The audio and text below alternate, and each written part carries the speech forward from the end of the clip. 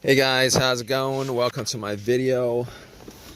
Okay, so I am going to do this video and give you guys some troubleshooting steps if you guys have the same issue that I had a couple days ago. I did get the problem fixed. Just want to tell you guys what I did to fix this issue, which was a crank but no start situation. All right, so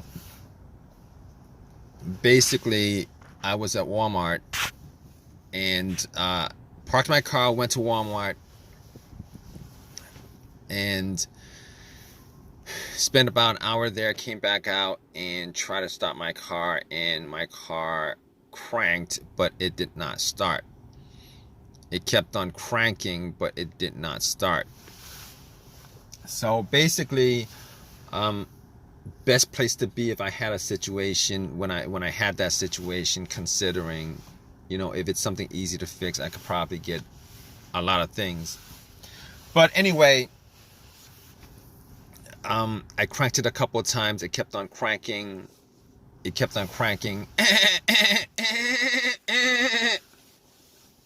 Didn't start up, didn't crank over. So first thing that came to my mind was it's probably the battery, right? Haven't changed the battery for a couple years. Probably the battery. I haven't actually touched the battery for a couple of years. Haven't changed it. It was, there's probably corrosion. But here's the thing about it. It was a strong crank. It wasn't a weak crank. It wasn't a slow crank. It was a strong crank. So that actually had me thinking, maybe it's not the battery. So I turned on the headlights, went out and checked the headlights. The headlights were pretty bright. So that actually made more of a case that it's probably not the battery. So I opened up the hood, obviously, checked out the battery. There was some corrosion on there. There was some corrosion on there some corrosion on the battery. So basically what I did was I took some cans of Coke that I bought and put 2 cans and pretty much just dunked it on the terminals. Pretty much just poured it on the terminals. It's kind of messy, it's kind of dirty, it's kind of messy, it's kind of dirty. It's gonna turn syrupy on you if you guys do that, but it will.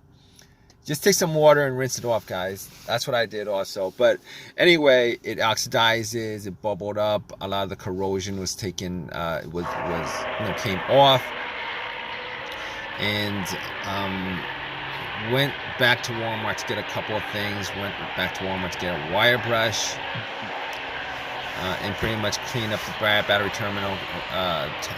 Got a little set of wrenches and. But I probably, probably didn't need to do all that because I actually have a power pack to test that out. Thinking about it right now. But anyway, I cleaned it up. Try to crank it. It cranked. I mean, the crank might have been a bit stronger, but it cranked. Just didn't turn over. So I was like, all right. I forgot that I had the power pack in the back, but took the power pack out, popped it on, and try to turn it over. It cranked. It did not turn over. So at that point, I was like, okay, probably, I'm like, at that point, I was 100% sure it wasn't the battery, considering the cranks were strong. It kept on cranking pretty strong, and putting the power pack on there, it should have just started up. It did not start up. So at that point, I was like, I can rule out it's not the battery. All right. As far as the wiring on the battery, I could rule out that it wasn't the wiring on the battery either, because I actually did check out the ground wire. The ground wire is a negative cable, guys. For the most part, the ground wire is just connected to the frame of the car. I looked at the ground wire just to see whether there was whether it was loose, rusted, anything like that. It wasn't. It was very tight onto the frame, connected. There was no frayed wiring or anything like that. So I was like, okay. Okay, it's not probably not the wiring, probably not this. Okay, so I'm ruling out things at that point. All right, I'm ruling out the battery, I'm ruling out the wiring, and on top of that, I ruled out the alternator. The alternator wasn't really in what I thought it was causing it anyway, considering it cranked up pretty strong. And cranking up pretty strong means that the battery was pretty strong. And then when I put the cables on from the power pack, and it didn't start off up, it's not the alternator, guys. You guys think it's not the alternator? It's none of that other stuff. Okay. So at that point, I was like, here's the thing. As far as me, if you guys are in this situation, you guys trying to troubleshoot this whole entire thing, trying to rule out certain things. All right, here's the thing. There was no check engine light on the dash at all. No check engine light on the dash before the situation happened. I haven't had a check engine light on my dash for a while. I had some other issue, but that was a long time ago. No check engine light on the dash, okay? But I have an OBD2, and I plugged it in. And what this situation could be caused by also your car's computer not registering, not connected to your car for whatever reason. Could be a fuse, a short somewhere, whatever. But I had an OBD2 plugged it in just to make sure that there's nothing that I can actually take from this situation as far as it's scanning the whole entire thing. It was able to scan the whole entire thing, scanned it, and then came back with analysis, no codes, all the monitors were cleared, everything was good. At that point, I knew that it was able to read the car's computer. So there's nothing wrong with the car's PCM, ECM. There's nothing wrong with the computer at all that's causing it. On top of that, like I said, very important whether there's a check engine light or not check engine light when it comes to troubleshooting this issue. All right, no check engine light means that you could pretty much consider that all the other stuff that could be causing it with a sensor on there is probably not causing the issue.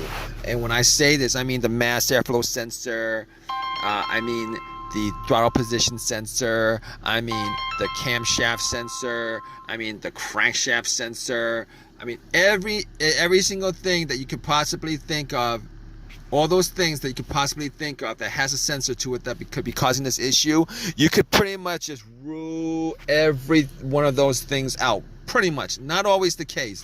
Sometimes sensors go bad and the computer doesn't detect it, or it has a little bit of an issue and the computer doesn't connect, doesn't detect it. But in this case, ruled all those things out. Camshaft, crankshaft, position sense, throttle position sense. I ruled every one of those things out. So at that point, all right, I'm down to pretty much a couple of things. Fuses, relays, the fuel pump maybe. Okay, it could be a couple other things outside of that. But we're just going to troubleshoot little by little. So I was troubleshooting it little by little. All right, so got to the fuses, got to the relays, and pretty much what I did was could not figure out whether a fuse was blown, did not actually smell any kind of burnt smell from it. So being as I was around at Walmart, went in and got a fuse tester, tested all the fuses. All the fuses were good. All the fuses were good. There was not a single problem with the fuses. And I pretty much came to,